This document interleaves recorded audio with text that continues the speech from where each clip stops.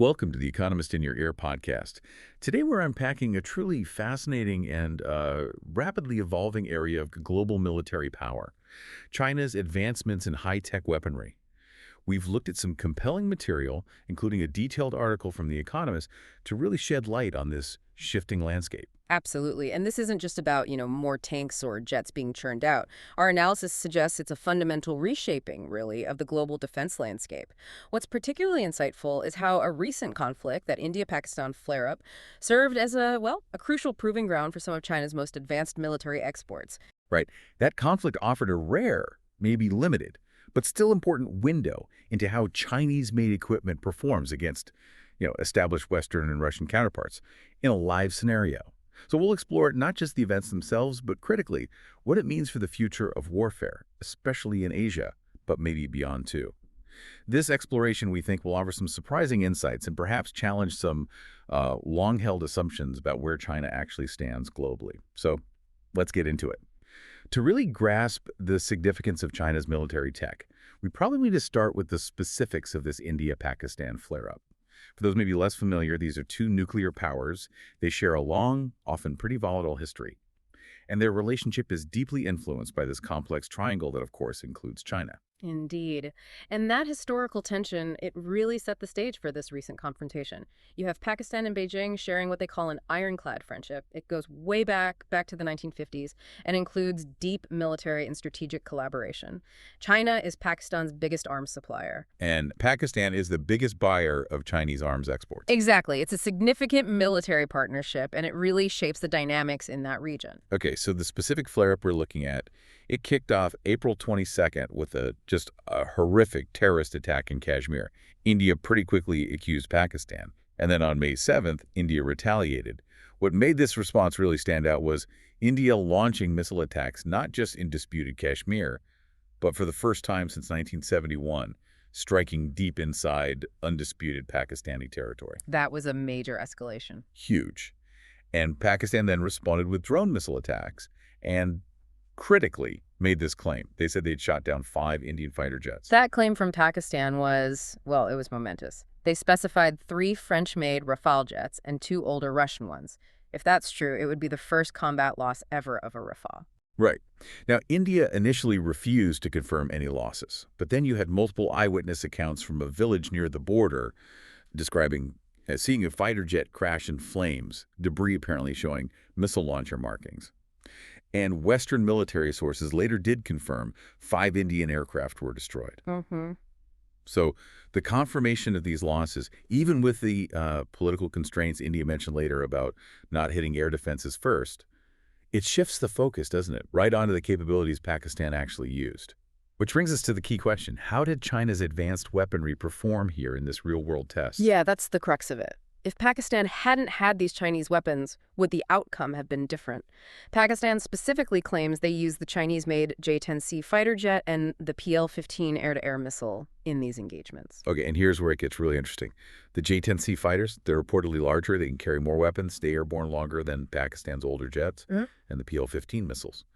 They have a significantly longer range. That's right. And Pakistani sources were asserting they received a non-export version from China, one with a claimed range up to 300 kilometers. That's more than double the standard export version's 145 kilometers. Wow, double. Which, if true, allowed Pakistani fighters to fire from deep inside their own territory, much further away from Indian airspace. So that tells you something right there.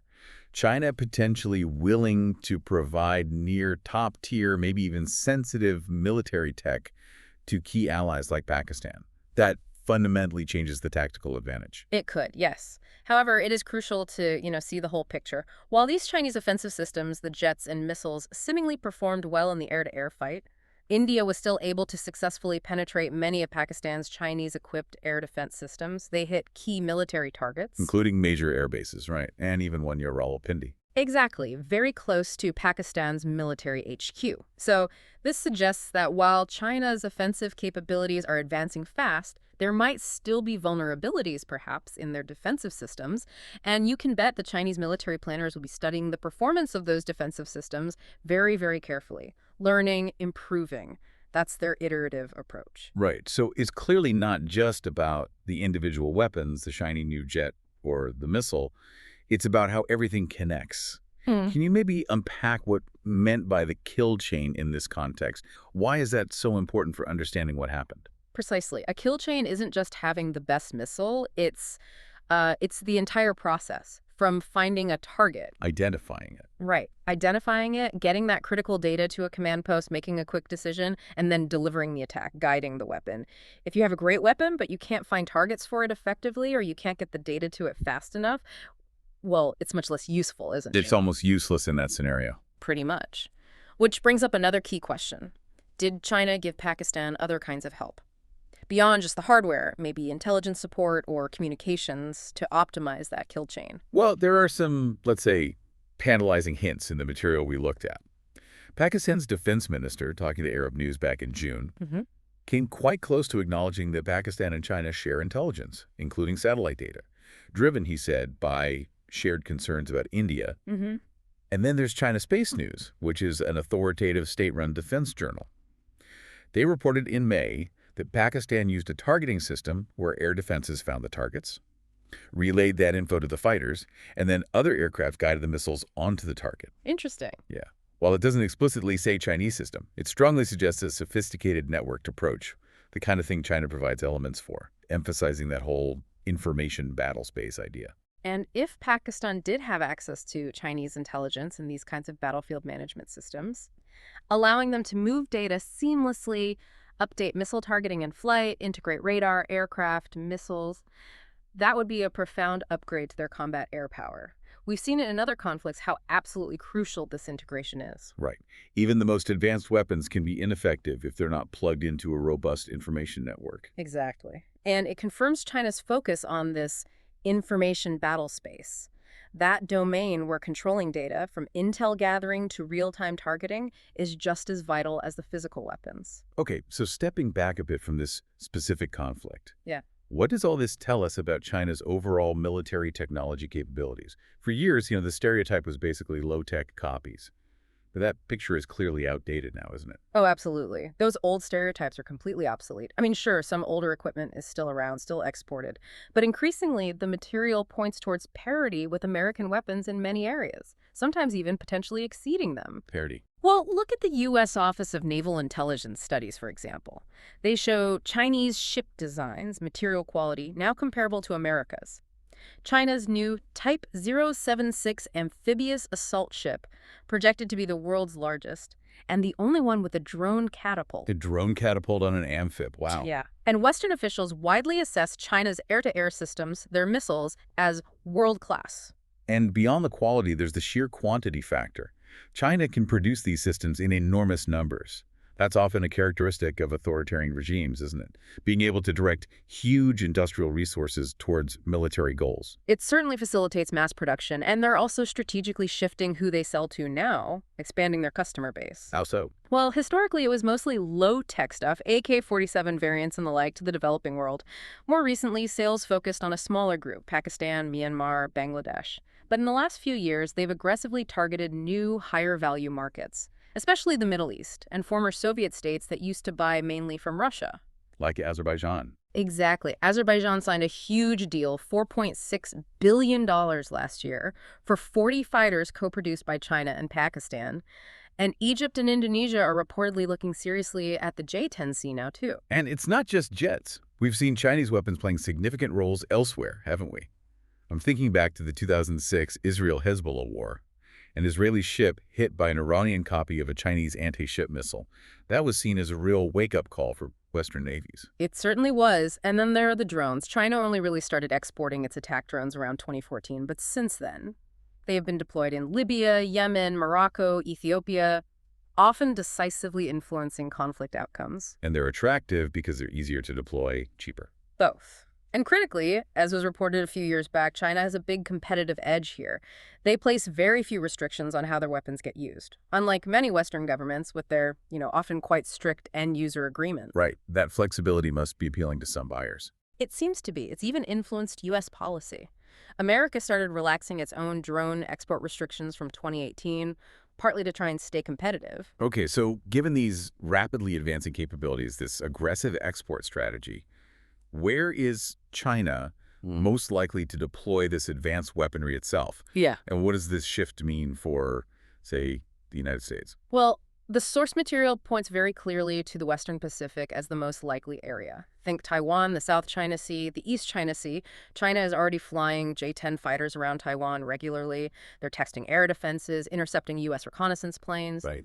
Brendan Mulvaney from the U.S. Air Force's China Aerospace Studies Institute, he highlights the immense challenge this poses for Allied forces operating in what he calls China's backyard. Chinese forces there will have highly integrated air defense systems, powerful radars, expensive backup communications, makes intervention incredibly difficult. And Mulvaney also stressed the mass production capability again. Plus, former CIA analyst John Culver has noted the impressive range, speed, sensors, anti-jamming capabilities of Chinese missiles, both air-to-air and anti-ship. And this all ties directly into China's broader strategy of anti-access area denial, A2AD.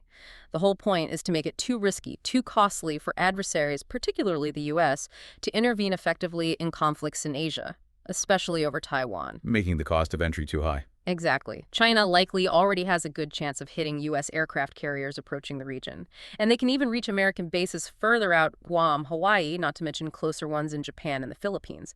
And that capability is growing. So the big question, how quickly is China really closing this technological gap with the U.S.? Are there areas where they might actually be ahead now? It's a crucial question. While the U.S. generally still produces perhaps more sophisticated underlying technology and, critically, excels at networking its systems with allies. That network effect is important. Hugely important. It's a force multiplier.